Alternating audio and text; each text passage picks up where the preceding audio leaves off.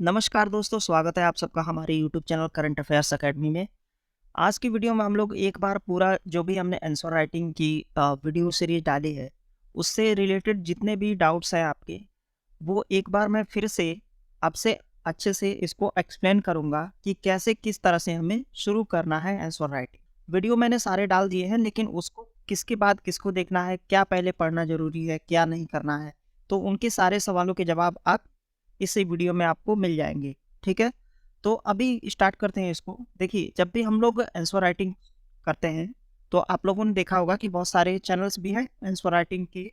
तो उसमें आप लोग जो भी आंसर राइटिंग कर रहे हैं, तो उसको आप लोग फाइनल मत मान लीजिए कि जो भी मैं यहाँ पे कर रहा हूँ, यही मेरा फाइनल है। आंसर राइटिंग एक्चुअल में कैसे और किस तरह से की जाती है, इसको समझने के लिए आपको पूरा ये वीडियो अंत तक देखना होगा, ठीक है?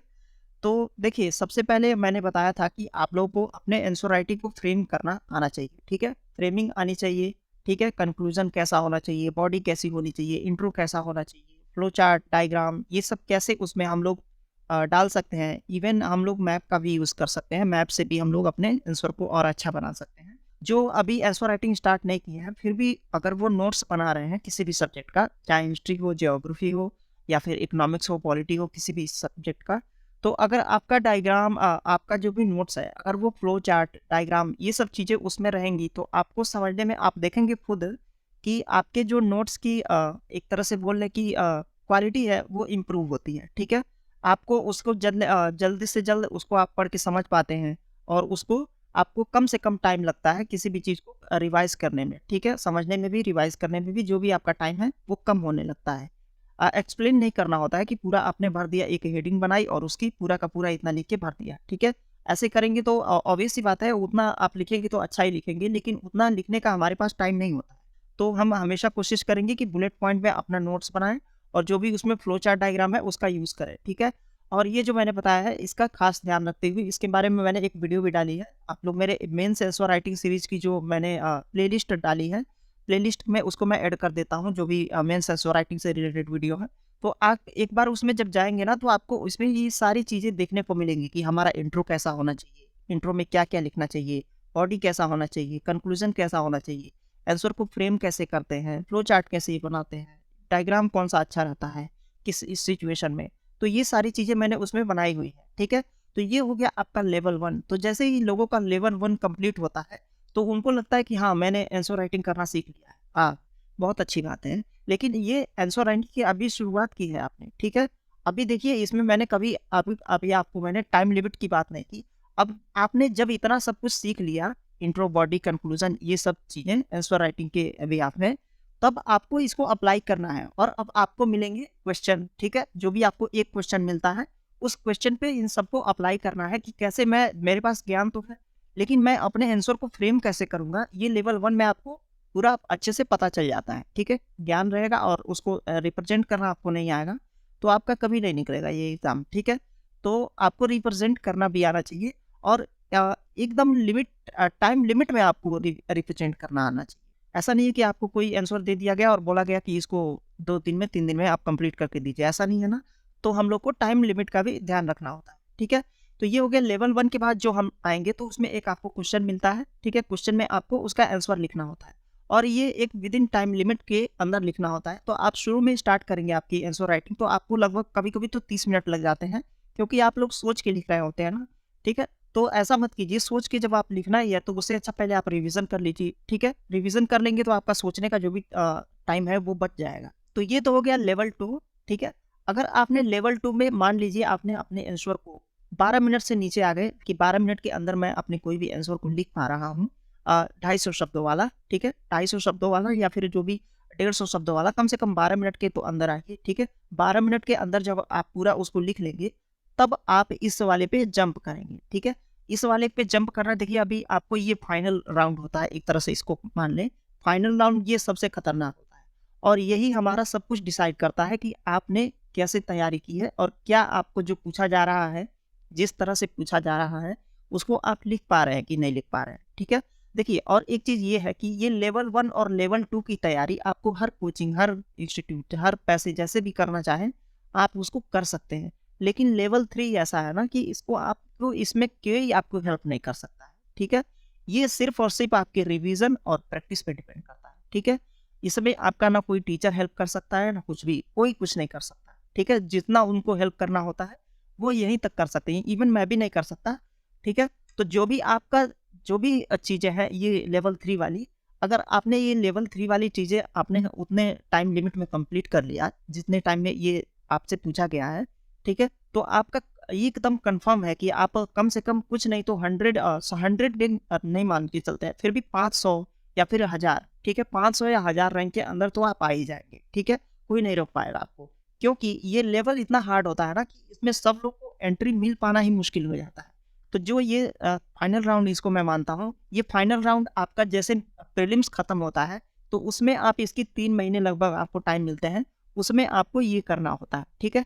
अभी देखिए लेवल 2 में मैंने बताया कि लेवल 2 में आप मान के चलिए लेवल 2 तक की आपकी जो प्रिपरेशन है ये आपकी प्रीलिम्स के पहले तक हो जाए तो अच्छी बात है, ठीक है। प्रीलिम्स के पहले तक हो जाएगी, मान के चलिए कि आपका बहुत अच्छा है। और रिवीजन कीजिए, जितना हो सके रिवीजन कीजिए, प्रैक्टिस कीजिए एक एक क्वेश्चन पे, ठीक है। एक क्वेश्चन से ज़्यादा नहीं लेना है आपको, जो भी आपका टाइम बचता है उसमें बस रिवीजन कीजिए या फिर एक क्वेश्चन की आंसर राइटिंग कीजिए, ठीक है। वीडियो थोड़ा लंबा हो सकता है तो इसके लिए आप चाहे तो वीडियो छोड़ के जा सकते हैं, लेकिन मैं जो भी समझाता हूँ एकदम बेसिक से लेके एडवांस तक जाता हूँ।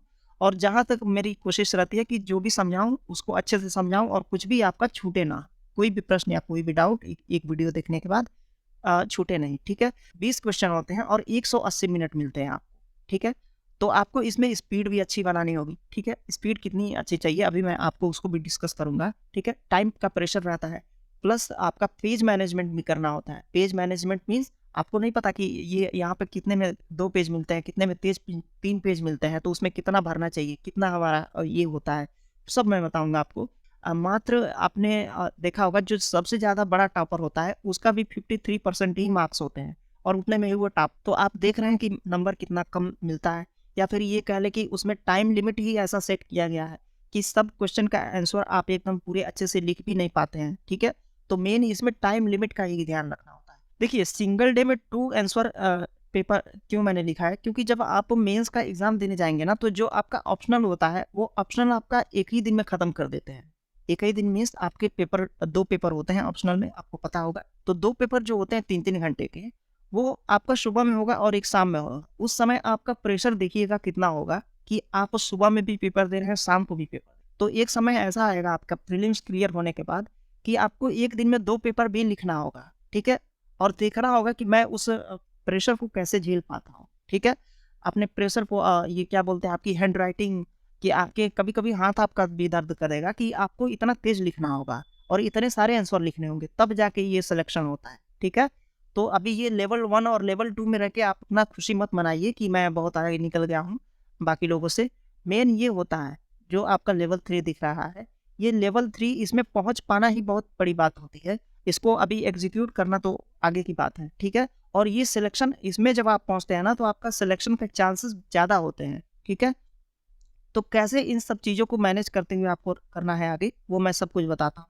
देखिए, उसके पहले अभी थोड़ा और पीछे बात कर लेते हैं। जैसे बहुत सारे लोगों को मैंने देखा है कि नोट्स माँगते हैं कि सर इसके नोट्स मिल जाएँगे क्या? उसके नोट्स मिल जाएँगे क्या? इस सब सब्जेक्ट के। देखिए, नोट्स का मेन मतलब क्या होता है आपका, जब भी आप किसी के नोट्स को डायरेक्ट फॉलो मत कीजिए। जैसे मान लीजिए कि मैं हिस्ट्री नहीं पढ़ा और किसी टॉपर का नोट्स मैं डायरेक्ट लेके हिस्ट्री पढ़ना स्टार्ट कर दूँ तो मुझे कुछ भी समझ में नहीं आएगा। तब भी ये मान के चलिए जब मैं उस नोट्स को देखूँगा तो हमेशा मेरे पास एक डाउट रहेगा, ठीक है, कि वो इतना शॉर्ट में लिखते हैं। देखिए जो भी टॉपर बनाता है अपना नोट्स वो हमेशा शॉर्ट रखता है और आपको नहीं पता होता है कि वो कितना शॉर्ट करके किस चीज़ को कैसे समझ ले रहा है, ठीक है। और आप बस उतना ही रटने में लग जाते हैं जो उस पे लिखा है, ठीक है। तो ऐसा नहीं करना है। नोट्स आपको तभी किसी के भी फॉलो करिए, या तो मैं तो कहूँगा कि अपना ही नोट्स बनाना चाहिए। और अगर किसी दूसरे का नोट्स ले रहे हैं तो कोशिश कीजिए कि उस नोट्स के साथ उस नोट्स के वीडियो भी मिल जाए। और जब भी आप उस नोट्स को पढ़ने जाएँ तो सबसे पहले जो भी मान लीजिए टॉपिक 1 पढ़ रहे हैं तो टॉपिक 1 का वीडियो देखिए और वहाँ पे उसके बाद नोट्स से उसको मिलाते चलिए कि हाँ, हाँ, ये सही है, ये ऐसे हुआ है, ठीक है। तो इससे क्या होगा कि वो धीरे-धीरे नोट्स को आप अपनाने लगते हैं। अपनाने मीन्स ये कि वो नोट्स आपका बनने लगता है, ठीक है। था तो किसी और का, लेकिन वो जब आप उसका वीडियो भी देखते हैं तो वो पीछे-पीछे आपका आपका होने लगता है, और जब वो आपका होने लगता है तो आपका जो लिखने का टाइम है वो बच जाता है। बस इतना ही होता है दूसरे के नोट से। अब आते हैं कि जो लेक्चर से नोट्स बनाते हैं, तो ये तरीका है। देखिए, जब भी आप किसी भी टॉपिक का या किसी भी सब्जेक्ट का जब आप नोट्स बनाते हैं, किसी भी वीडियो को फॉलो करते हुए लेक्चर का, तो कोशिश कीजिए कि जब वो कोई टॉपिक स्टार्ट करते हैं, जैसे मान लीजिए एक एक चैप्टर लेते हैं, थोड़ा-सा समझा देता हूँ। मान लीजिए एक चैप्टर है ए, ठीक है? ए में आपको मान लीजिए 5 सब टॉपिक हैं, ठीक है? 5 सब टॉपिक होंगे, तो जब टीचर पढ़ाएगा, सॉरी ये 6 हो गए, तो जब टीचर पढ़ाएगा तो पहले इसको कंप्लीट करेगा, ठीक है? फिर इसको कंप्लीट करेगा, फिर इसको, फिर इसको, फिर इसको। तो हम क्या करते हैं, मैंने देखा है बहुत सारे लोगों को, कि जब वो नोट्स बनाते हैं ना, तो वो जब लिख रहे होते हैं टीचर, उसी के साथ ये भी लिखना स्टार्ट कर देते हैं। तो ऐसा मत कीजिए, ठीक है? ऐसा करेंगे तो ये मान के चलिए कि बस आप उसको कॉपी कर रहे हैं, आप उसको समझ नहीं रहे हैं, ठीक है? तो जब भी आपको पढ़ना है, कैसे पढ़ना है, देखिए, जब वो एक टॉपिक खत्म कर देते हैं ये वाला, तो जब इस पे जंप करने वाले होते हैं दूसरे टॉपिक पे, तब आप क्या करिए, वीडियो को रिमाइंड कीजिए, ठीक है? अब वहाँ से जाके देखिए कि इसमें लिखने वाले पॉइंट्स क्या थे इम्पोर्टेंट। आप तो समझ गए हैं कि हाँ, मुझे इसमें लिखने में कितने पेज और कैसे क्या करना है इसमें। अब उसको अपने वो जो मैंने फ्लो चार्ट डायग्राम बनाया था, उसका यूज़ करते हुए कैसे इसको मिनिमम शब्दों में लिख सकते हैं, ठीक है? मिनिमम मीन्स इतना भी नहीं कि वो खत्म ही हो जाए, ठीक है? बुलेट पॉइंट्स में उसको लिखिए। अब जो ये नोट्स आपके बन के लिखेंगे ना, उसको आपको बार-बार जब भी आप उस पे आएँगे, तो आपको ज़्यादा कुछ नहीं करना होगा। एक बार पढ़ेंगे तो आपको सब कुछ समझ में आने लगेगा। ऐसे नहीं होगा कि किसी का भी नोट्स उठा के पढ़ लिए, सारे सब्जेक्ट क्लियर हो गया, ठीक है? ऐसा नहीं होता है। अब आते हैं कि आंसर राइटिंग कब स्टार्ट करना चाहिए। अभी मान लीजिए कि मैंने आज जॉइन किया कोई कोचिंग, या फिर जैसे भी मैंने आज सोचा कि आज से स्टार्टिंग करते हैं अपनी। अब मैं आज ही से आंसर राइटिंग करने लग जाऊँ, ये कोई तरीका नहीं है तैयारी करने का, ठीक है? आप इसमें अपना समय ही बर्बाद कर रहे होते हैं। ये आपकी स्ट्रेटजी नहीं है कि आज ही आपने स्टार्ट किया और आज ही से आपने आंसर राइटिंग करना स्टार्ट कर दिया। आंसर राइटिंग करने का बेस्ट तरीका क्या है? देखिए, जब भी आप कोई भी सब्जेक्ट का आंसर राइटिंग करते हैं, तो सबसे पहले आपके उसके सारे टॉपिक क्लियर होने चाहिए, ठीक है? अब मैं हिस्ट्री की बात कर रहा हूँ, तो हिस्ट्री करेंगे तो मैं ये मान के चलूँगा कि हिस्ट्री का अगर मैं मॉडर्न का कर रहा हूँ, तो मॉडर्न मेरा क्लियर है, मैंने रिवीजन कर लिया है। अब मैं क्या करूँगा, अब जाके मैं हिस्ट्री की अपना आंसर राइटिंग करूँगा, ठीक है? ये है तरीका करने का। इस तरह से अगर आप करेंगे तो आपके पास सोचने का, आपको तो पता है, सोचने का भी मौका नहीं मिलता है आपको, जब आप एक्चुअल में एग्ज़ाम में बैठेंगे। तो जब सोचने का भी मौका नहीं मिल रहा है, तो आपको वैसे उसी टाइप का भी तो पढ़ना भी पड़ेगा। तो जब उस टाइप का रिवीजन आप किए रहेंगे, तो आपको बहुत टाइम नहीं लगेगा आंसर राइटिंग सीखने में। सबसे पहले आपको करना क्या होगा, सारे आपको टॉपिक क्लियर करने हैं, ठीक है? रिवीजन कीजिए, रिवीजन करने के बाद अब आप उस पे आंसर राइटिंग पे जंप कर सकते हैं। आज ही से मत स्टार्ट कर दीजिए। हाँ, एक तरीका ये है कि अगर आपका मान लीजिए ऑप्शनल है, ऑप्शनल की अगर आप आंसर राइटिंग करना चाहते हैं और आपका ये जो ऑप्शनल है जीएस 1, 2, 3 और 4 से मैच नहीं करता है, तो आप जब भी इसका आपका कंप्लीट हो जाए ये सब्जेक्ट, तो आप इसका आंसर राइटिंग स्टार्ट कर सकते हैं। अब आते हैं कितना पेज भरें, किस क्वेश्चन के टाइप में कितना पेज भरें, ये बहुत सारे लोगों को डाउट रहता है। मैं देखता हूँ एक ही पेज में बहुत लोग कोशिश करते हैं कि सब कुछ लिख दूँ, और ये जो 10 मार्क्स के क्वेश्चन होते हैं, ये आपके जीएस में पूछे जाते हैं, जीएस 1, 2, 3, 4, ठीक है? और ऑप्शनल में पूछे जाते हैं, ठीक है? 10 मार्क्स के ऐसे क्वेश्चन। इसके लिए आपको 2 पेज मिलते हैं सारे टाइप के ये पेपर में। तो जब आपको 2 पेज मिल रहे हैं, तो आप कोशिश कीजिए ना कि मैं दूसरे पेज तक पहुँचूँ, ठीक है? अब आप एक ही पेज में पूरा उसको लेके चिपक गए हैं कि दूसरे पेज में जाना ही नहीं है मुझे, तो ये तरीका सही नहीं है, ठीक है? दूर-दूर लिखिए और थोड़ा अच्छे से लिखिए, ताकि आपका जो भी आंसर का कंटेंट हो, वो अच्छा दिखे।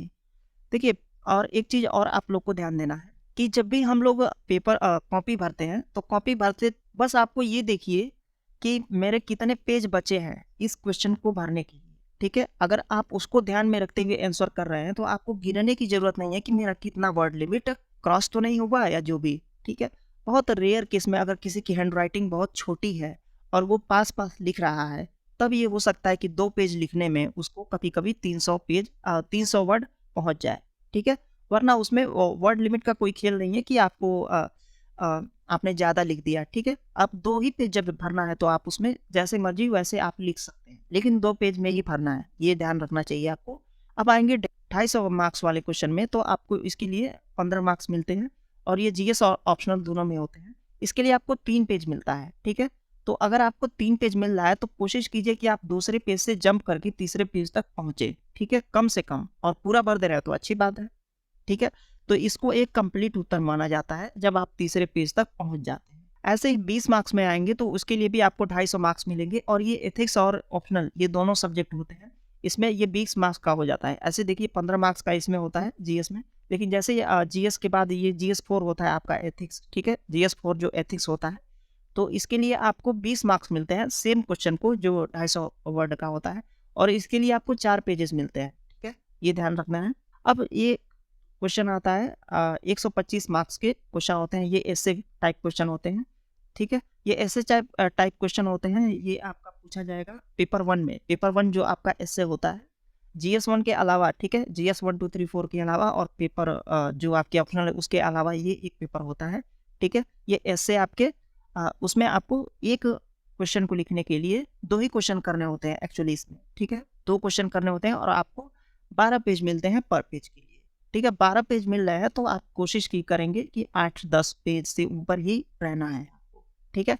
अब उसमें भी आपको वर्ड लिमिट नहीं गिनना है कि मैंने कितना लिख दिया, एक बार चेक कर लूँ। अब आते हैं कि जब 20 प्रश्न होते हैं तो आप देखेंगे कि 10 क्वेश्चन वाले 10 क्वेश्चन होते हैं 250 मार्क्स के, और इसको आप गणना करेंगे तो ये टोटल 4000 शब्द होंगे। अगर इसको 180 से आप डिवाइड करेंगे तो आपको कम से कम 22 वर्ड पर मिनट लिखने होंगे एवरेज, ठीक है। एवरेज मीन्स आपको कभी कभी ऐसा आएगा कि सोच के लिखना पड़ता है, तो उस समय आपको एवरेज तो कम ही होगा उस समय। और जब ये कभी कभी ऐसा होता है कि कोई टॉपिक बहुत आसान आ जाता है तो उसके लिए हम लोग बहुत तेज़ी से लिखने लगता है। तो इस तरह से मान के चलिए कि आपको एक आंसर लिखने में आपका वर्ड लिमिट आपको वर्ड लिमिट नहीं, वर्ड पर मिनट मान के चलिए आपका 20 का होना चाहिए, मतलब 1 मिनट में कम से कम 20 शब्द तो लिख ही पाए, ठीक है। इस लेवल की अगर आप तैयारी किए हैं, ये आपको ऐसे नहीं आएगा कि सिर्फ हैंड राइटिंग अच्छी हो गई या फिर मैंने स्पीड अच्छा कर लिया तो ये हो जाएगा। सिर्फ स्पीड से भी नहीं होगा, और सिर्फ आपकी रिवीजन से भी नहीं होगा, ठीक है। इसमें दोनों का योगदान रहता है, आपके हाथ की स्पीड, ठीक है। कई लोग तो लिखते लिखते थक जाते हैं जबकि उनके पास होते हैं थॉट्स कि मैं लिख लूंगा, ठीक है। तो आपको दोनों की ये प्रैक्टिस करनी होगी, तो इस तरह से आप अच्छे उत्तर तक पहुंच सकते हैं। देखिए 150 शब्दों वाले जो क्वेश्चन होते हैं इसको आप 8 मिनट में आप कोशिश कीजिए कि अधिकतम 8 मिनट, 250 वर्ड वाले क्वेश्चन को देखा जाए तो इसके लिए मान के चलिए 11 मिनट तक मैक्सिमम अधिकतम मैंने लिखा है, ठीक है। आना आपको इसके अंदर ही है, 11 मिनट के अंदर ही लिखना होता है, ठीक है। बहुत जल्दी लिख लिए तो बहुत अच्छी बात है, लेकिन ये इतना लिखना है, ठीक है। तो इस हिसाब से आपको देख लेना है कि मैं कितने मिनट में अपना आंसर राइटिंग कर पाता हूँ और कैसे उसको इम्प्रूव करना है। इम्प्रूव करने का 2 ही तरीका है, अपनी हैंड राइटिंग की स्पीड बढ़ाओ या फिर अपना रिवीजन करके उसको थॉट्स अपने मन में पहले से ही रखो, ताकि आपका सोचने में समय जो जा रहा है वो मिनिमाइज हो पाए। इस तरीके से ही आंसर राइटिंग करेंगे तब जाके आपका सिलेक्शन पक्का होगा, ठीक है। पक्का मीन्स एकदम पक्का होगा।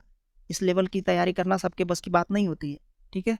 तो मेंस में अधिकतम अंक प्राप्त करने के सबसे ज़्यादा जरूरी यही है कि आपको अधिकतम सभी प्रश्नों को हल करने की जरूरत है। और इसके रिगार्डिंग एक सर्वे बोल ले या फिर स्टडी बोल ले, ये माना जाता है कि समय से अगर आप पेपर पूरा नहीं कर पा रहे हैं, और भले ही आपको पूरा ज्ञान है, आप पूरा पेपर में कुछ भी आपको अगर पूछा जाए तो कर ले रहे हैं, लेकिन आपका अगर एक टाइम लिमिट के अंदर उसको नहीं कर पा रहे हैं तो आपका सिलेक्शन नहीं होगा, ठीक है। जिसने अधिकतम प्रश्न किए होते हैं ना उसको ज़्यादा अंक मिलते हैं, तो सारे क्वेश्चन आपको अटेम्प्ट करने होंगे, तो तभी आपका सिलेक्शन होगा। देखिए अगर आप चाहते हैं कि हमारे साथ जुड़ के अगर प्रीलिम्स के जो भी क्वेश्चन होते हैं उनके बारे में आप प्रैक्टिस करना चाहते हैं, ठीक है, तो आप चाहें तो हमारे साथ जुड़ के मिनिमम फीस में आप इसकी प्रैक्टिस कर सकते हैं। देखिए सबसे बड़ी बात यह है कि आप इसी चीज़ को अगर किसी बड़े कोचिंग इंस्टीट्यूट से लेंगे, ठीक है, क्वेश्चन वही रहेंगे जो आपको वहाँ मिलेंगे, सब क्वेश्चन वही रहते हैं, और उनकी कीमत होती है 5000, 7000, 10,000, ठीक है। उतना दे के आप क्या करेंगे, ठीक है। जब आपको प्रश्नों की तैयारी ही करनी है, उस पर प्रैक्टिस ही करना है, तो आप ये इतना कम फीस क्यों नहीं दे सकते हैं, ठीक है। तो आप चाहे तो इसको आप ज्वाइन कर सकते हैं, और आपको लगता है कि मेरे पास ज़्यादा पैसे हैं, मुझे वो ज्वाइन करना चाहिए, तो आप करिए। एक बार मैं देख लेता हूँ कि इसके क्या क्या बेनिफिट्स आपको मिलेंगे। देखिए एवरी संडे आपको हर संडे एक नया टेस्ट सीरीज मिल जाता है, और उस टेस्ट सीरीज को आप कभी भी अपने अनुसार सुझाए हुए समय पे दे सकते हैं। इवन प्रीवियस टेस्ट अगर आपका छोटा है तो आप कभी भी दे सकते हैं। सीसेट के लिए आपको एवरी संडे को गाइडेंस मिल जाएगी हमारी तरफ से, ठीक है। एक दिन 1-to-1 पर्सनल गाइडेंस मिलेगी। इमीडिएट क्वेश्चन चेक हो जाएगा आपका, जैसे ही आप क्वेश्चन को सबमिट करेंगे तो आपको तुरंत उसका एक्सप्लेनेशन और हिंदी में एकदम शुद्ध हिंदी में जैसा आपका पेपर बनता है उस तरह से आपको मिल जाएगा। और ये जो टेस्ट है आपको चौबीसों घंटा 7 दिन में कभी भी इसको दे सकते हैं। स्पेशल अटेंशन मिलता है इन सारे बच्चों को जिन्होंने ये ज्वाइन किया है, उनके इनबॉक्स में मैं पर्सनली जाके उनके किसी भी सब्जेक्ट में अगर कोई भी हेल्प चाहिए तो उनको मैं जितनी जल्दी हो सके उसको उनके डाउट को क्लियर करता हूँ। ये तो है 2023 का। 2024 में अगर आप प्रीलिम्स में क्लियर करना चाहते हैं तो आपको ये सारी चीज़ें देखिए सब्जेक्ट वाइज मिलेंगी। अब अगर आप मॉडर्न का आपको लगता है कि मेरा कंप्लीट हो गया है तो आप मॉडर्न का टेस्ट सीरीज दे सकते हैं। मेडिवल का भी अलग से टेस्ट सीरीज, हिस्ट्री का, जियोग्राफी, पॉलिटी, सबका अलग अलग मैंने टेस्ट सीरीज तैयार कर दिया है। तो आप उसमें भी बैठ के इंटरनेशनल रिलेशन जो भी आपको लगे कि मेरा ये सब्जेक्ट कंप्लीट हो गया है, इस पर मैं टेस्ट की प्रैक्टिस करना चाहता हूँ, ठीक है, कि मेरा किस लेवल का तैयारी हुआ है, तो आप इसको ज्वाइन कर सकते हैं। ठीक है, ये 2023। और आपको एक और फ़ायदा मिलेगा कि आप 2023 बैच का जो ये पीछे वाला मैंने बताया, इसमें भी अगर आप अभी ज्वाइन करेंगे तो ये आपको सारी सुविधाएं फ्री में मिलेंगी। ठीक है, इसके साथ ही मिलेंगी। सीसेट के लिए गाइडेंस आपको एवरी संडे आपको जो इसमें मिलना था वो भी मिलेगा। 24 घंटे 12 महीने जो भी आपका है सब कुछ मिलेगा। ठीक है, इमीडिएट कॉपी चेक हो जाएगी आपकी, एक्सप्लेनेशन हिंदी जो भी है जैसे ही आप सबमिट करेंगे सब कुछ आपको मिल जाएगा। बाकी आपको जो भी ये चीज़ें हैं ये देख सकते हैं। इसकी प्राइस मात्र आप मान के चलिए 599 है। ठीक है, इतने में आपको पूरे साल पूरे सब्जेक्ट के जो भी आपके क्वेश्चन बनते हैं प्रीलिम्स में उसकी तैयारी आप कर सकते हैं पूरे साल। अभी 2024 में आपको लगभग मान के चलिए कि 15 महीने हैं, 15 महीने की मात्र इतनी फीस है और इतने में आपको पूरा का पूरा मिल जाएगा। और इसके साथ में ये भी मिल रहा है तो आप चाहें तो इसको ज्वाइन कर सकते हैं। हाँ, एक चीज़ और मैं बता दे रहा हूँ कि ये जो भी फीस हम लेते हैं ये हमारी क्वेश्चन पेपर की मैं फीस नहीं लेता हूँ। ठीक है, जो सुविधाएं आपको मेरी वेबसाइट पे मिलेंगी उनको मैंने मेंटेनेंस करने में, ठीक है, उसके लिए मैंने लोग बैठा रखे हैं तो उनको पैसे देना होता है। तो उनको देने के लिए मुझे आपसे फीस लेना पड़ता है। मैं खुद अपनी सेवा कर रहा हूँ लेकिन दूसरा कोई तो नहीं कर सकता ना मेरी तरह से हर कोई। ठीक है, तो उनकी फैमिली जो है उनके करने के लिए आपको फीस देना होता है। बाकी आप किसी फाइनेंशियल कंडीशन से जूझ रहे हैं या फिर आपको लगता है कि आप इतना भी नहीं दे सकते, वीडियो के डिस्क्रिप्शन में एक लिंक मिल जाएगा, वहाँ से आप चाहे तो उसको दे के और उसको भर दीजिए और उसको भरने के बाद मैं आपको कांटेक्ट करूँगा और आपको जो भी ये टेस्ट सीरीज है ये कम से कम शुल्क में या फिर फ्री में भी अगर आप उस लायक हैं तो मैं ये प्रोवाइड कर दूँगा। तो इस वीडियो में बस इतना ही था। अगर आपको वीडियो पसंद आया हो तो इसको लाइक कीजिए और सब्सक्राइब कर दीजिए हमारा चैनल, अभी तक नहीं किया है तो। मिलते हैं अगली वीडियो में, तब तक के लिए जय हिंद।